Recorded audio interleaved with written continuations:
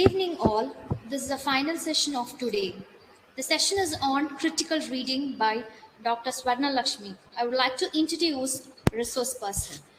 Dr. G. Suvarna Lakshmi, the professor and head Department of ELT, School of Distance Education at English and Foreign Languages University, Hyderabad. She did her postdoctoral fellowship from Osmania University Center for International Programs. She in total has 23 years of work experience. She is an expert in critical thinking of language education, use of educational technology for language education, methods and materials for language education, teachers' education, English for academic and specific purpose. Now I request Dr. Suvarna Lakshmi ma'am to take over the session. Ma'am, please. Good evening all and welcome to the last session of the day today. I first of all would like to appreciate, congratulate and also thank ELTAI and also Ramakrishna Engineering College for taking up this great mission of bringing reading back to basics. The world is in a very difficult condition. The pandemic has started new normal. Loads of information is available to us, and every day it turns very difficult for us to understand what is right, what is wrong from what we are reading. And the challenge comes from the enormous information that is available to us. It's not flood, it's not loads, it's not flood. It is like a tsunami of information that comes to us in various forms. For example, very recently a survey says that every minute 300 videos are uploaded only on YouTube. So imagine how many videos are being produced and uploaded in other platforms. But just on YouTube, every minute 300 videos are being uploaded. Similarly, the number of publications that are happening every minute, every day, that is available to all the public to read and understand is huge. In that context, it is very important for us to get into reading. What is that which, how important is the information that is given to us? How reliable is that information is what we're going to look at today. How do we differentiate with this information? What do we do with that information? And how do we get along with that information is what we'll be looking at in the next 40 minutes. To begin with, I'll be talking about what critical reading is and in opposition to what regular reading is, and also what critical thinking is. We'll primarily be looking at critical thinking, critical reading strategies, and particularly the questions that can be asked that leads us to critical reading. And we'll be doing a couple of tasks to understand how this critical reading and the critical reading strategies are different from the regular reading and regular reading strategies. Finally, a small suggestion of how we can carry this critical reading into the classroom is given. With that, I'll be closing my session. But before I begin going into the details of my talk, let me also request all of you to be more active and participative, because my session is more interactive, and we would like to, in case somebody would like to voice your views, I request admin to permit them. And in case you would like to present it, I'm also on the chat. So please do keep posting your responses to the tasks that I give even in the chat box in case you're not able to open the tool or app that I give you. Yes. Let us understand the problem that is being presented by one of the scholars here. This is presented in 1940 in the book How to Read Good. and I gave the book in the references, so not to worry much about it. Look at the problem that is presented and enter your responses to the problem in menti.com. The code is also given on the page itself. The code, if you type menti.com and enter, you will get a small box that asks for a code. The code is 44661658. There is a problem that is being presented here.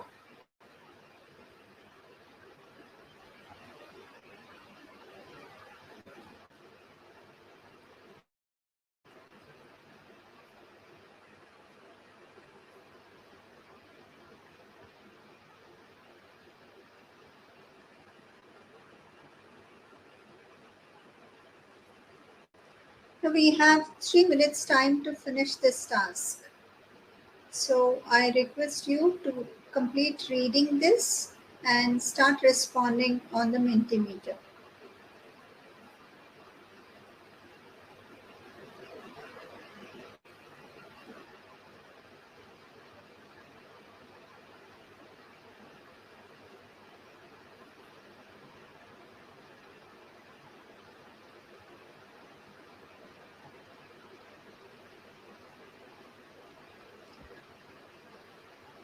I repeat, there is a text that presents a problem. A teacher asks a student what he has learned. The student repeats. The question of the teacher is, what exactly is in the mind of St. Thomas to give a doctrine? But the student will be able to repeat the doctrine but not able to explain what the doctrine means. So, what do you think is the problem of the student or the student's reading there of the doctrine?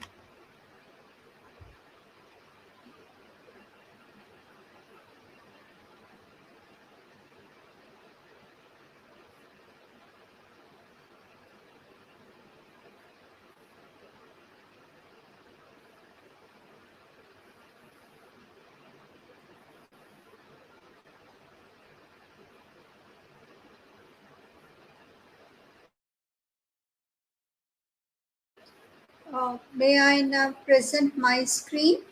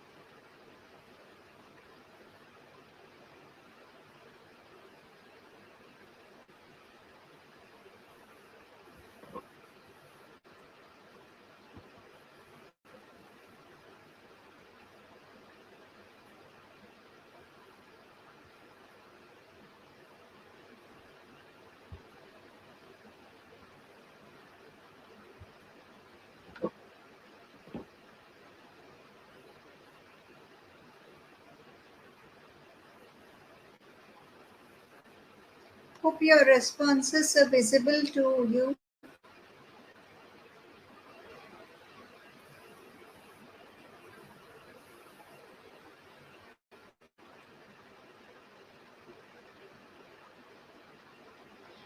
Yeah.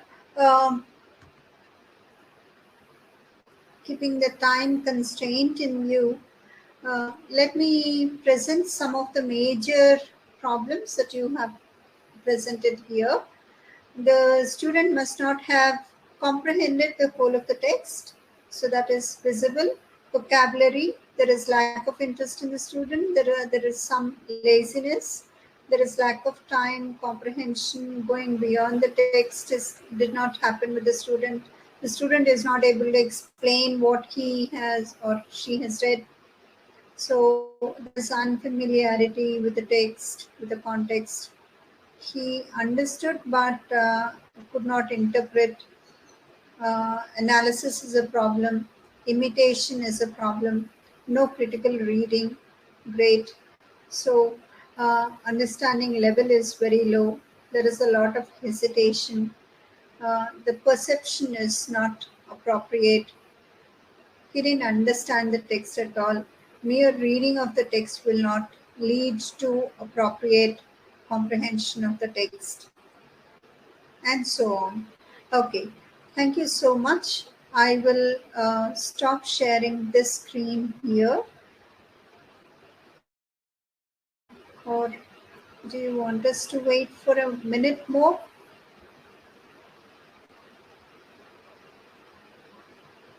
Explaining redundancy, lack of concentration, lack of accent, local accent dominance,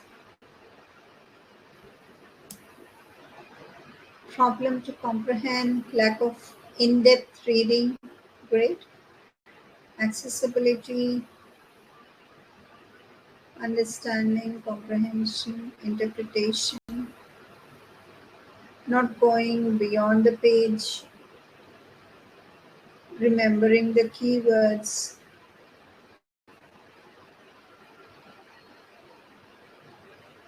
poor vocabulary, accessibility,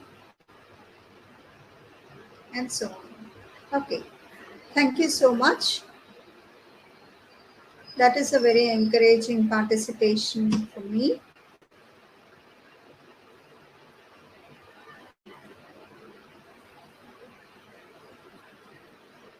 May I request Lena to rescreen my presentation? Thank you. Right.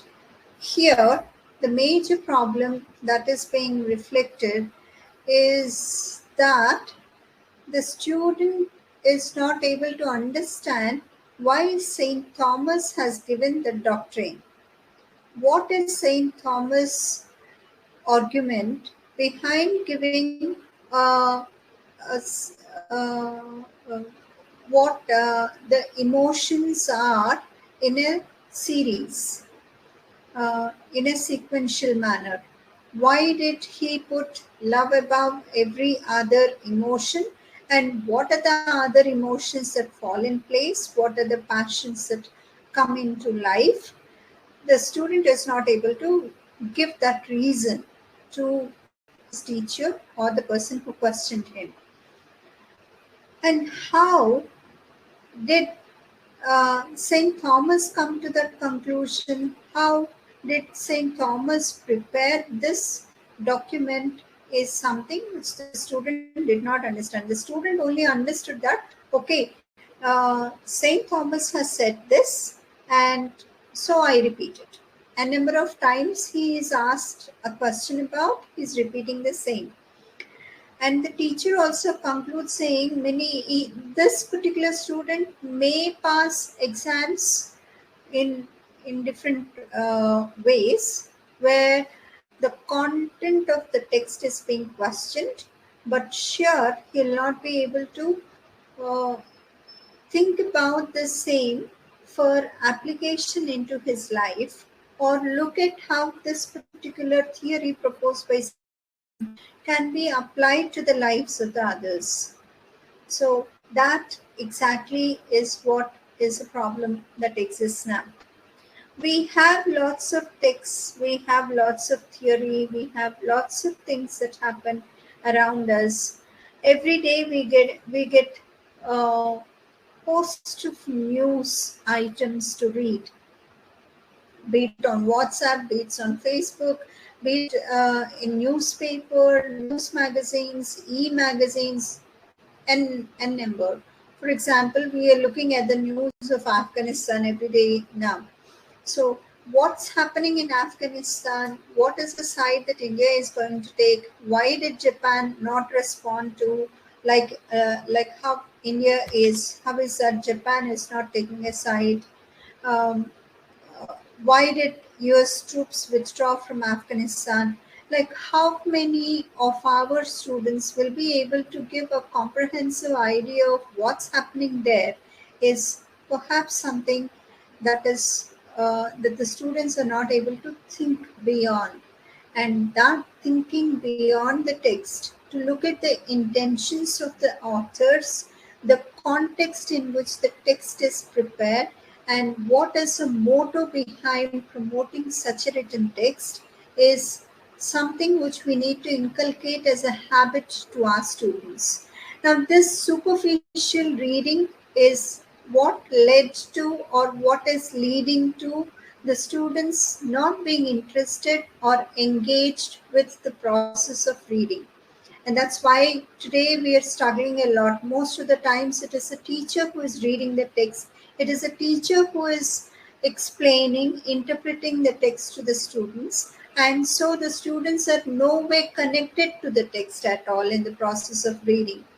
And the students fail to read and comprehend on their own.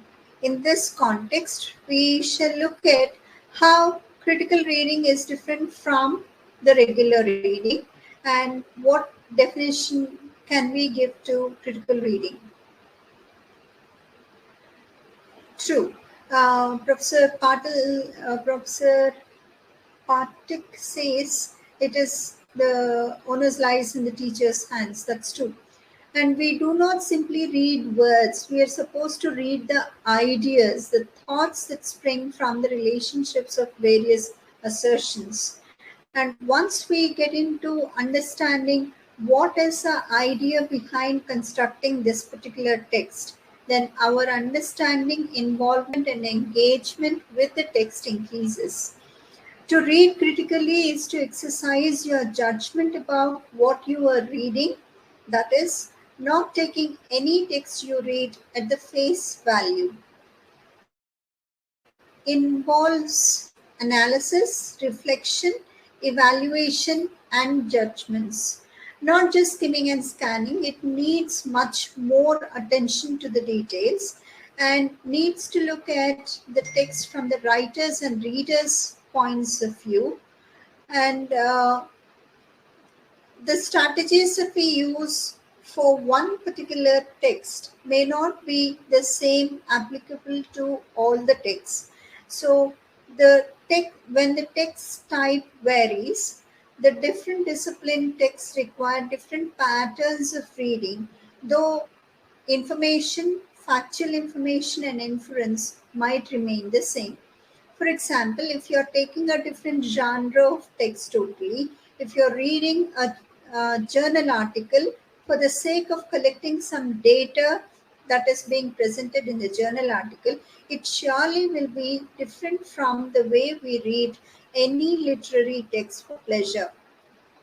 Similarly, the way we read a drama, the dialogue of a drama, like what Professor Patil was giving us in the morning, an example from Shakespearean drama, the pattern the style of approach for us is totally different from the way we read any other non-fiction text.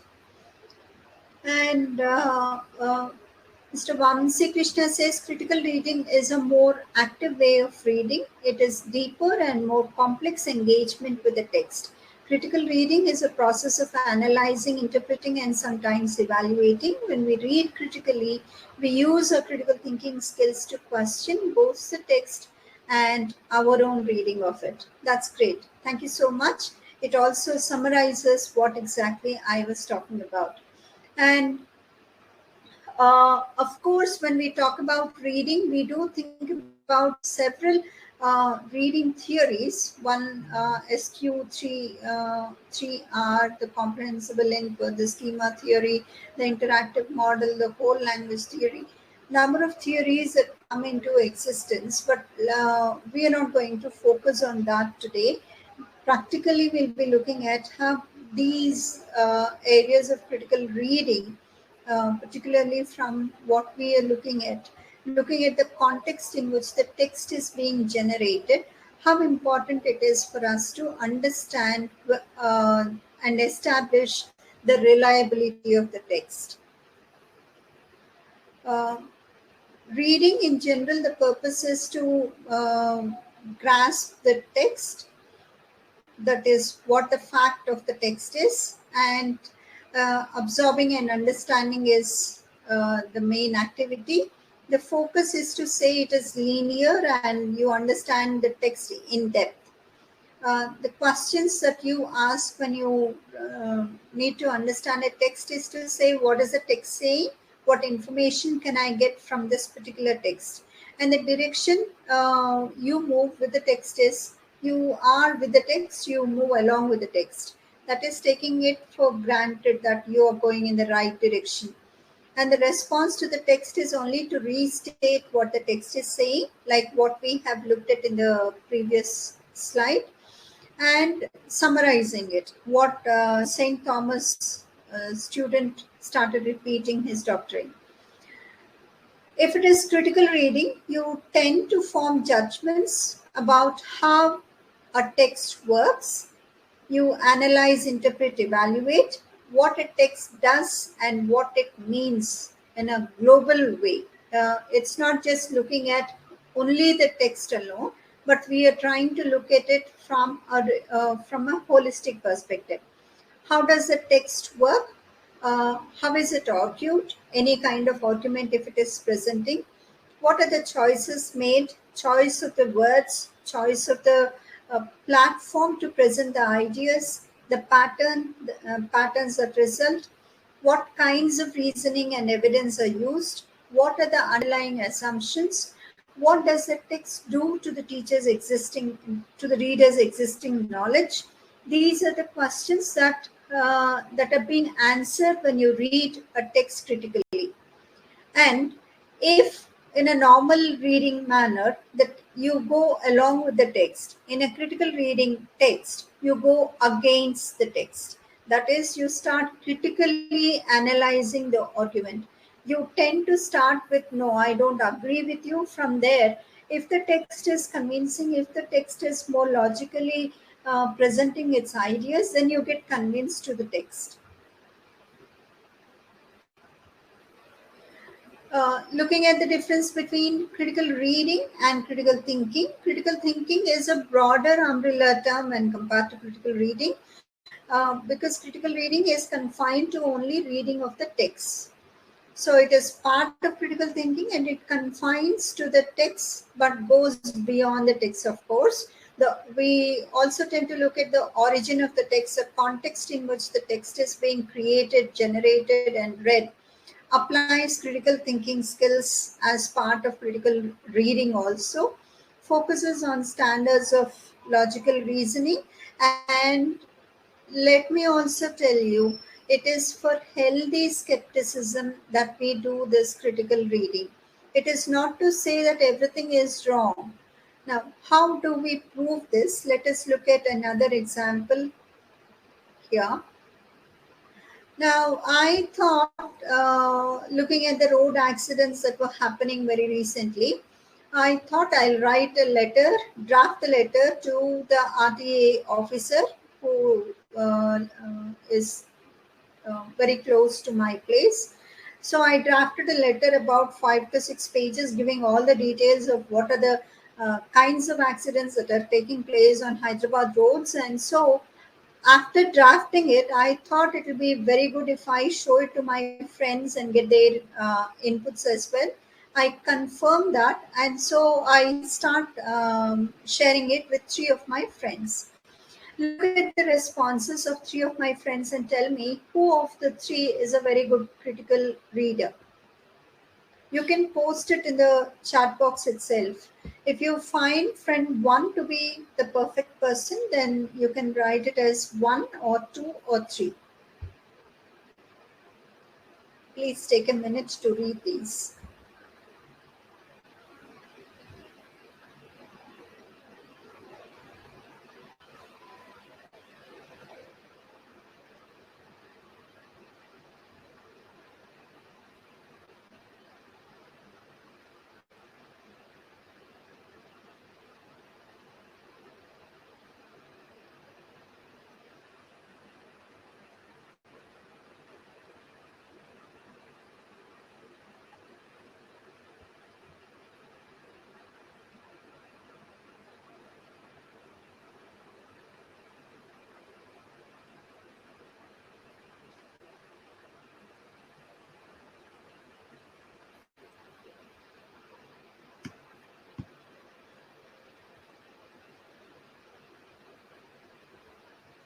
Great. Most of you started giving friend 3 to be more critical.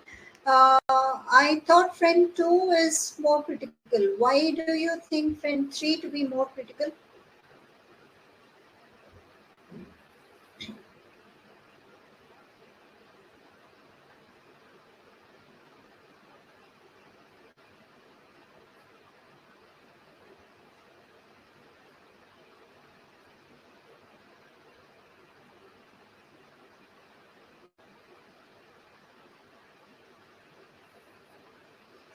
See the time my friends have spent.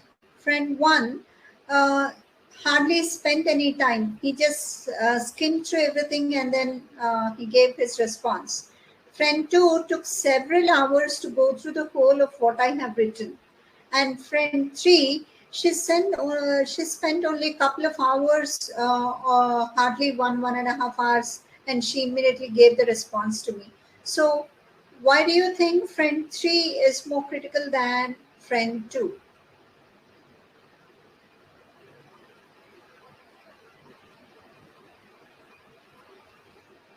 Yeah, Tanuja says friend 2 is also critical in the sense that he or she raises questions that are important to the subject. But one aspect that we need to remember about friend 2 is friend 2 very outrightly said that he is not convinced. You have not convinced me, and I doubt that you ever will.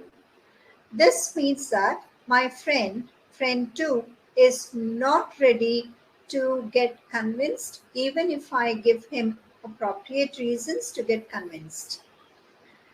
But when you see friend 3 has given me enough of food for thought. Apart from that, she also said, if you can convince me that the consumers rarely make good choices, I will agree that legislation had to step in and enact new laws. Until then, I'll be only partly convinced, which means being critical doesn't mean that you stick to your guns. You do not move or you are not convinced by others' ideas. The more you give importance to the content and the logical support that the content requires than to you and your own ideas, you become a critical reader and a critical thinker as well.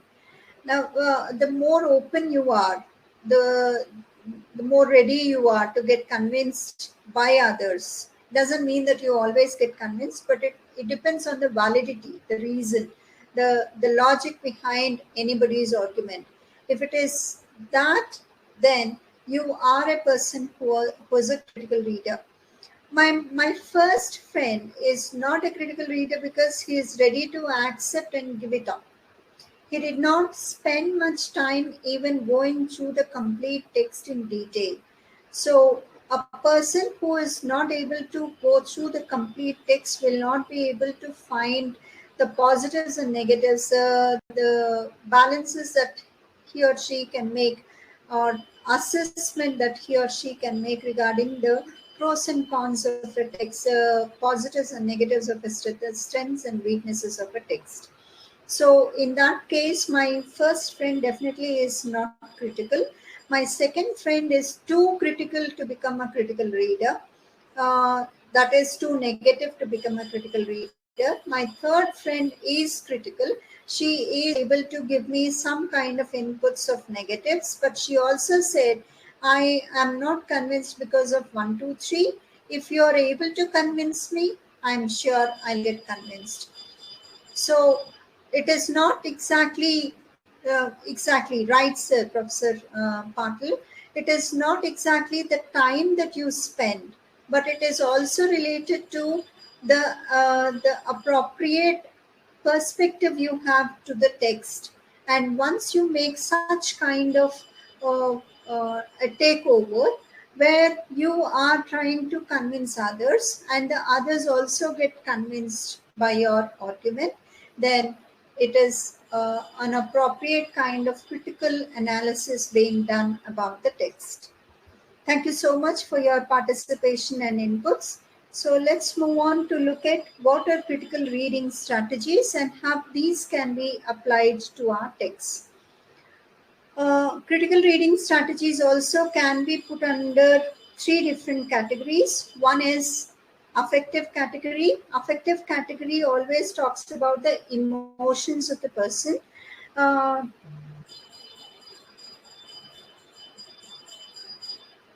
Yes, I'm looking at the response of Professor Ramani.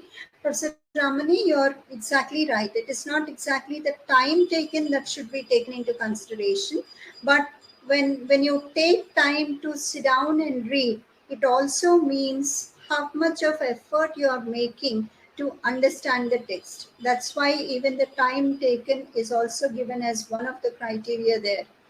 Uh, Now, affective strategies are strategies that are related to your emotions.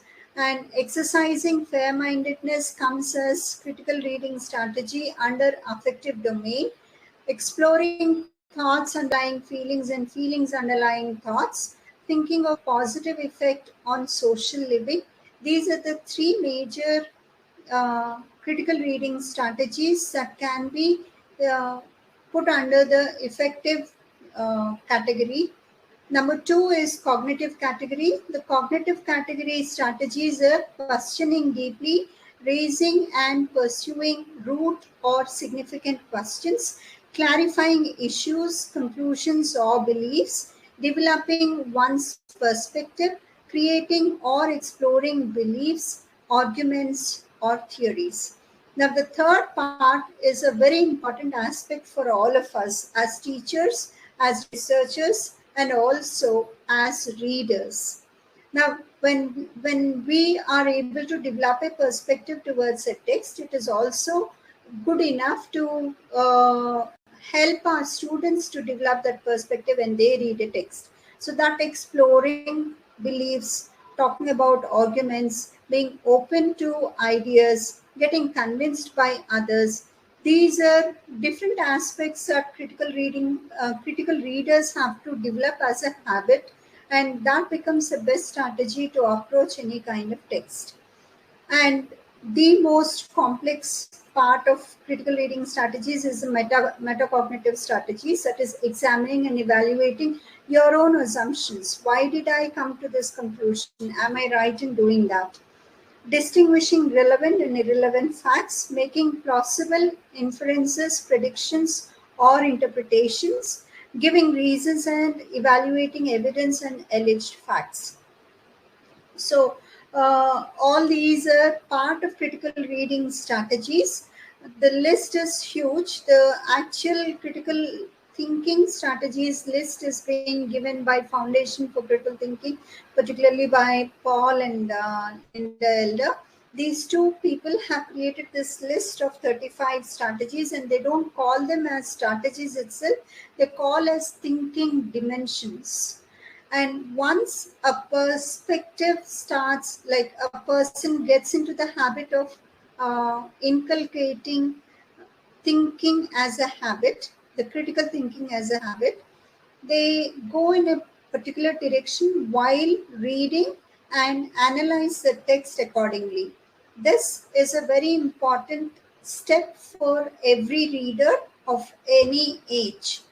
Doesn't mean that the text has to be complex for us to be critical readers, and you need not be critical if the text is a simple one. Even with a one line sentence, you can rewrite a whole story from it.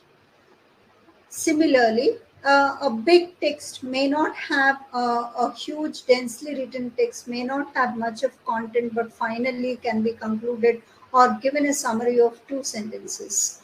So, how well are you able to understand the crux of what the text means is more important than the length or density of the text. Generally, if you would like to do this critical analysis of a text, these are the questions that you need to pose to yourself before you analyze from any other perspective. The first one is, what is the text saying? The text definitely speaks to you. So, what is the text really saying? Then, The text is doing something to you. The text is not something like a movie. The text is something which you think is dormant and is immobile and doesn't do anything for you. But many times, even while reading, you can see many people, when you read any tragic kind of scene in a book, you tend to cry. You tend to get emotionally involved, and that is what the text is doing to you. It is appealing to your emotions, it is appealing to your feelings. And who is the author of this text? In what social political context was this text written? Does the text have traces of the author's autobiographical note? Is the author trying to bring in his personal experience to you in a different platform and telling you, trying to convince you that this particular argument is very right because I experienced it? How authentic is the information presented in the text? What type of argument is text posing? How logical is the argument? Are there any hidden agendas the text carries? In how many ways can the text be interpreted? How relevant are the interpretations? What other information can support or strengthen and oppose or weaken the argument presented in the text? So, these are the set of critical reading questions that you can have beside you in the beginning. When you want to become a critical reader in the beginning, when you're reading any kind of text, you have these questions beside you. By the end of your reading, if you are able to answer all these questions, it becomes a habit later on that even without having these set beside you, you will be able to think on these lines and analyze the text, get convinced, or say no and reject the text. I have a very small, another short task for all of you.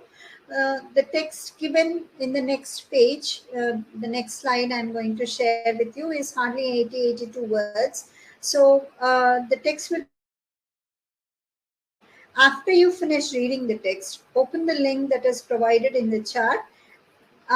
Once you open the link and you go to the page, you're supposed to share the same story with your students from the boys' point of view, which means there are boys in the story. And let's look at the whole story from a different perspective. Please do not worry if you do not, if you have forgotten any part of the text or you don't remember any part of the text, don't worry about it. You can add details that you know about the author, the context, the intention of the author, and if you agree with the author. The time that you can take is 3 minutes from now, and here is the text for you.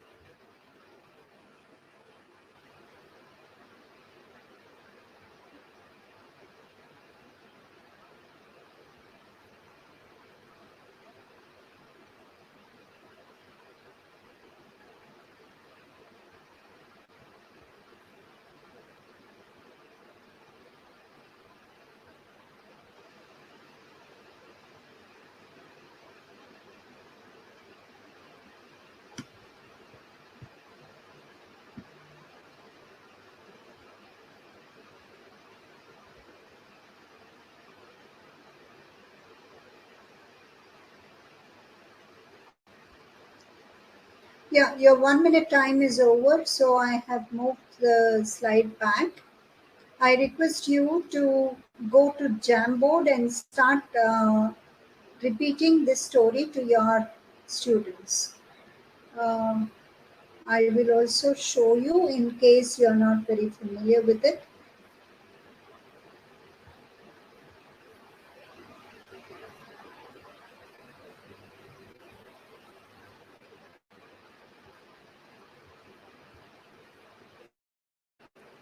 This is a Jamboard. You can click on sticky note onto your left side. The fourth icon from the top, you can click on this. A small sticky note of this type will appear for you. As soon as you finish your typing, you can just click outside the tab and it gets pasted there.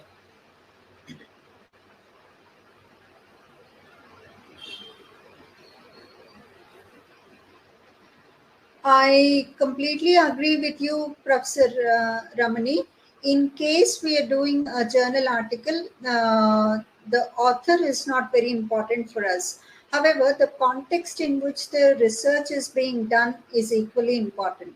And that's why we tend to look at, in case we know the author, we also tend to look at the author's background and the author's intentions that way.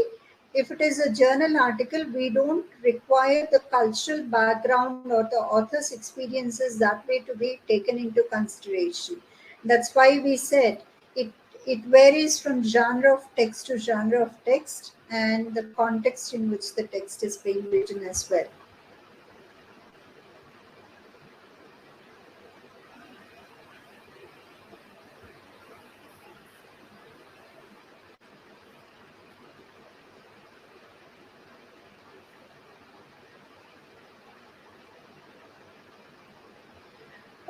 Yeah, if you would like to, if you're not very comfortable answering there, you can answer here as well.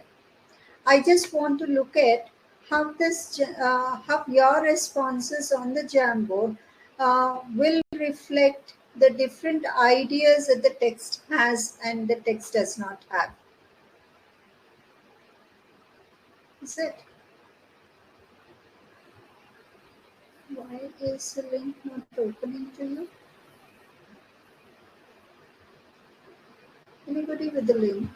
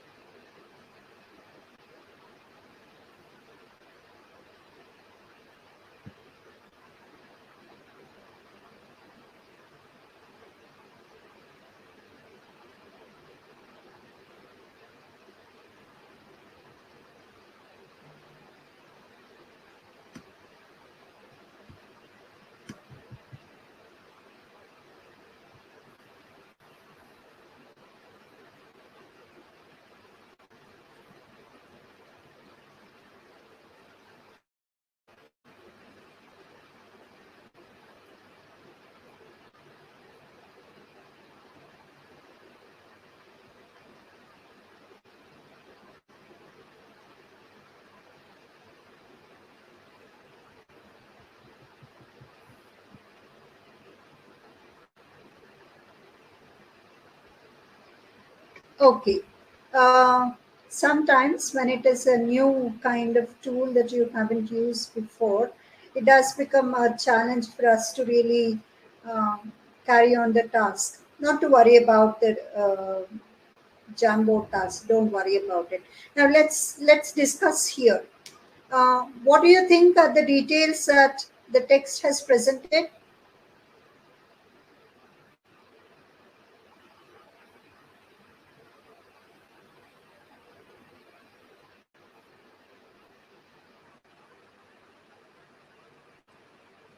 Maybe you can answer in the chat box itself.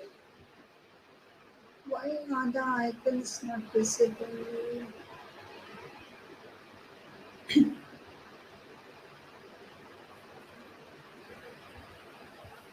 Yeah, let's not worry about it. Gangaram is a devotee of Shiva and he believes in great. One second. From the boys' point of view, we found Kalna today. Wow, beautiful stories came up.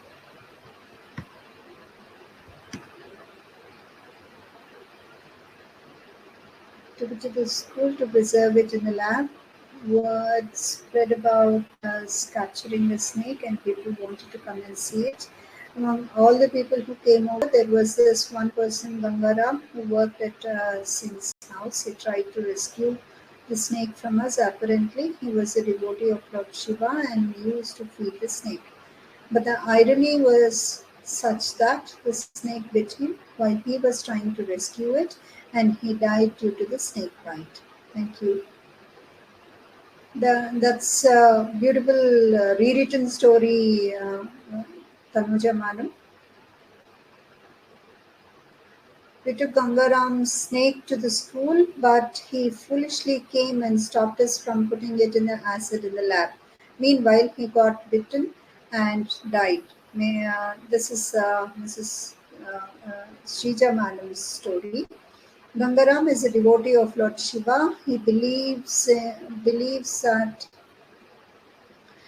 uh, Naga should be worshipped. When the students caught the Naga from laboratory experiments, Gangaram got concerned and a little frightened also of the consequences from the tried to save it but got bitten by the very snake and got killed.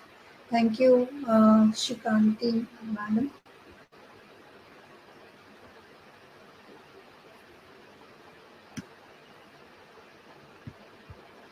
Okay.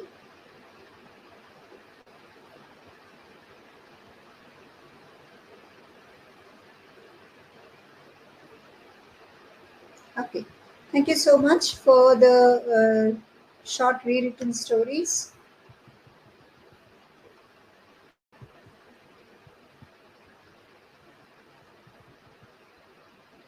Okay, I get to read Dr. Manoj Nanda's story now. From the boys' point of view, we found a cobra today and took it to the school to preserve it in the laboratory. Word spread about us capturing the snake and so on among all the people, Gangaram, who worked there. He tried to rescue the snake from us. He was a devotee of Lord Shiva, and yeah, I think we already read it.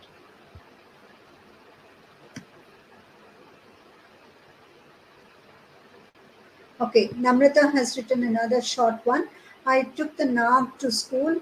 Gangaram chased me and my friends to the school. He was trying to take the snake away from me, and in Nili, he was bitten by it. And I believe that his religious beliefs failed him. Thank you so much. Right, with that, we close this activity. Recreating the text is another very active way of making our students read the text. When we want to write the text from a different perspective, particularly from another character perspective. Now, this story is presented to us just as an anecdote or an incident that is presented here. But if you try to look at it from either Gangaram's point of view or from the boy's point of view, sure, you tend to look at all the details that are given here.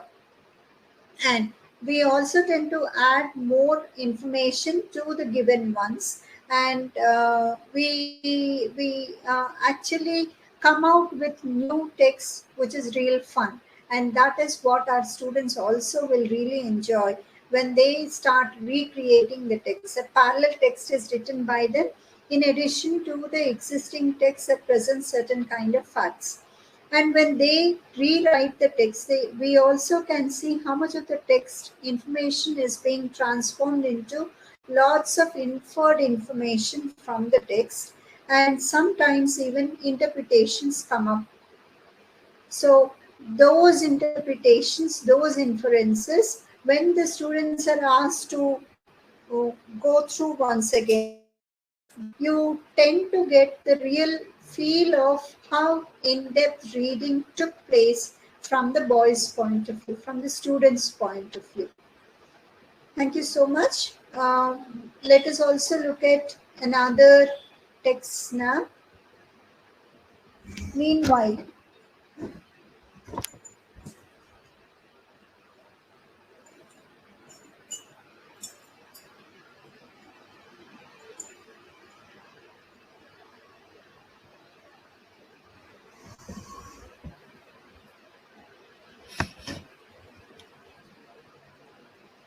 yes, generally, it also it so happens that most of us, when we are able to read only from our perspective, it's fine. But once we tend to get into this critical reading perspective and reading any kind of text very critically, see the state of the boy. He says, "I was happy until I met you." And yeah, you stop tending to take things at their face. You also stop looking at things from a single point of view, from a single perspective.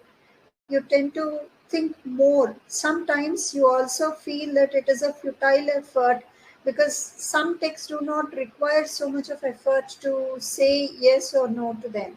I mean, to accept or reject the information that these texts give.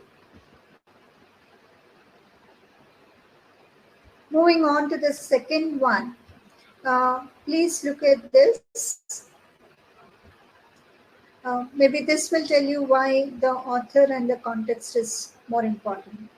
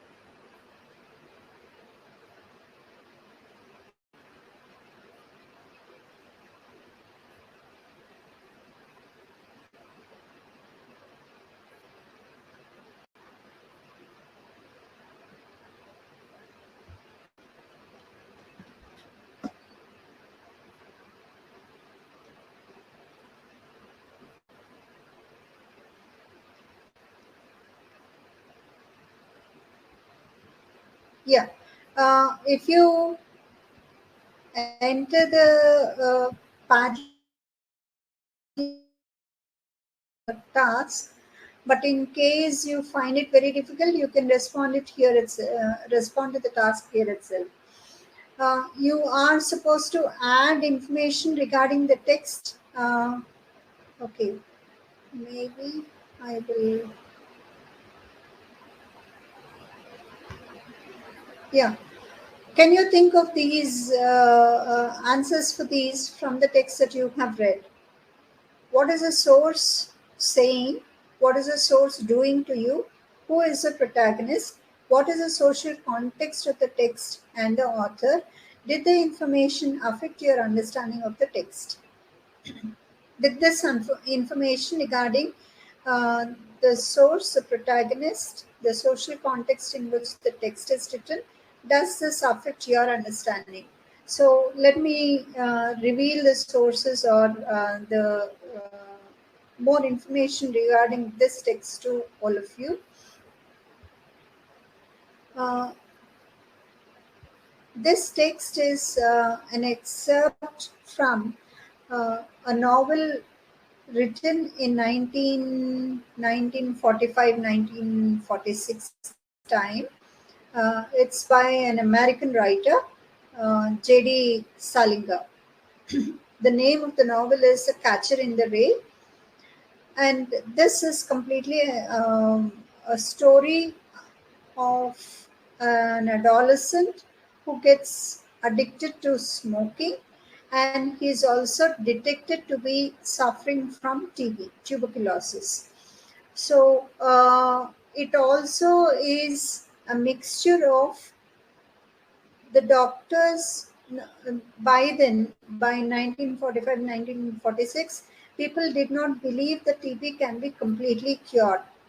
So in that context, people also were practicing lots of superstitious kind of medicines or practices that they had at that particular point of time, and the whole youth was revolting against these beliefs and this particular system of treatment. Uh, that that is the background of this text. Now, do you think adding this information to this text really adds more meaning to your understanding of the text? Like what Professor Ramani was asking, why do we need to know the author and the context in which the text is written? So many of you also had similar kind of questions.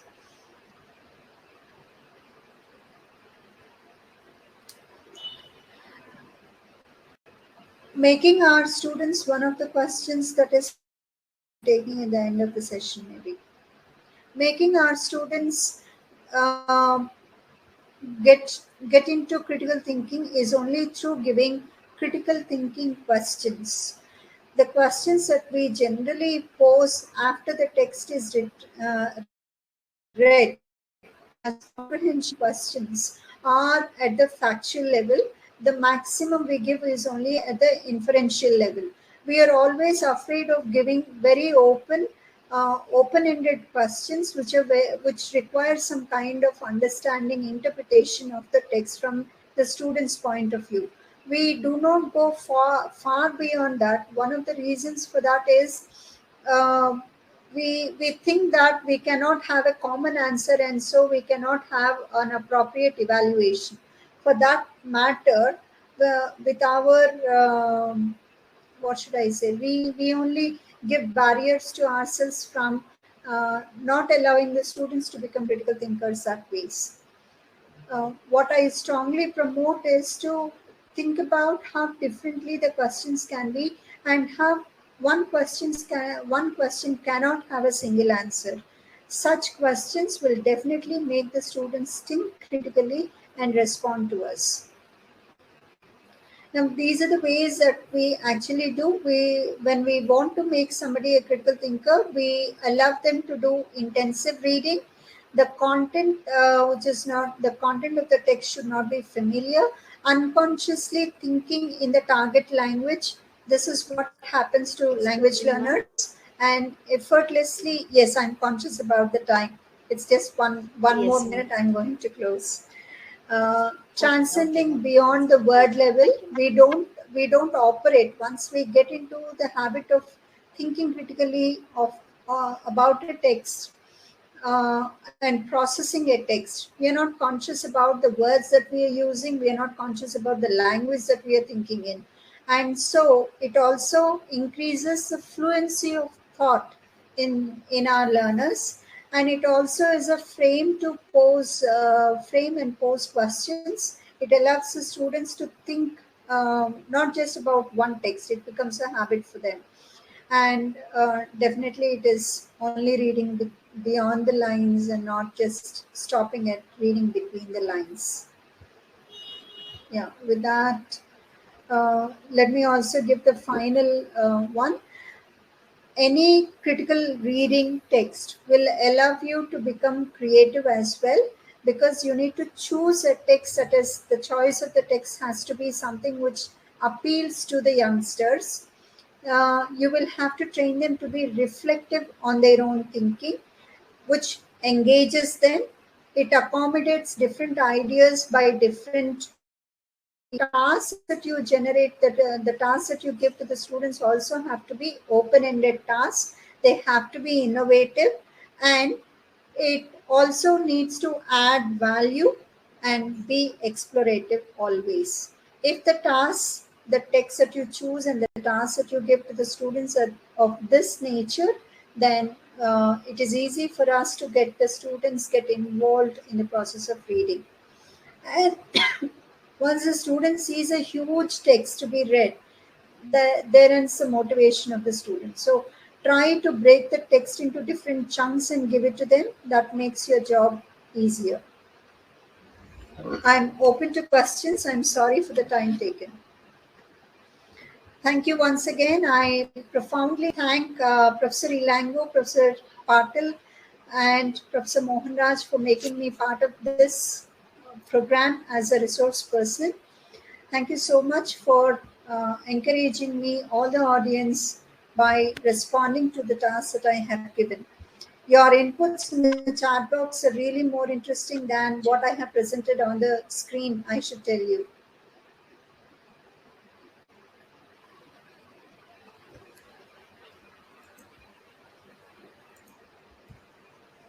Ma'am, the first question is, how far can a critical reading of university annual reports reveal the trends in higher education institutional demographics? Could you please come again? Ma'am, it How is in the far? broadcast. If you could read it, you can also read, and I will also read the question. I'm How not. far can a critical reading of universities annual report reveal the trends in higher education institutional demography? Definitely, when we read critically the annual reports of universities, we also understand the demographics of the university, of the institution, its progress, and how what kind of students are able to progress better, who are the ones who require more support from the faculty member, who are those who are able to explore beyond what is happening in the classroom.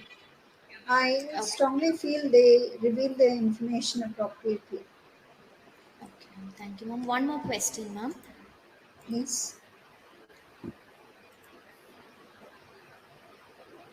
How can we make our school children to think critically? Uh, Fortunately, school children, most of the times, the language textbooks have stories and anecdotes to work on. And once you allow the students to work on different perspectives of the same story, from different character perspectives, if you ask them to re narrate the story, one, the memory of the story increases tremendously. They do not forget any aspect of the story. They'll also be able to process the text so much that the language fluency required to respond to any question will be there with them. And it becomes a habit which is enjoyable for the student also. The student is able to recreate the text. So it is not, what somebody has written. I also have something to add to the text that is already written by somebody. So that becomes an encouraging or motivating factor for the students as well. Yes, ma'am. Thank you, ma'am. Thank you so much, ma'am. I have Professor Patil's question to take. Very interesting one. If you were in China or Afghanistan or say even Japan or any other part of the world, would you use the same critical uh, reading strategies? Now, understanding the text from different perspective doesn't harm any society in any way, any individual in any way. Maybe in India we have the right, or we publicly announce our likes and dislikes for somebody. In some societies, it is not accepted politically, or the social cultural aspects do not permit them. But that doesn't mean you stop thinking. Your engagement with the text is not stopped there. So, training them to think about a text in depth and widely doesn't mean that we are going against the norms of any society. It is giving ability to think and deeper with lot of logic and reasoning. Thank you so much. I have already exceeded 5 minutes time.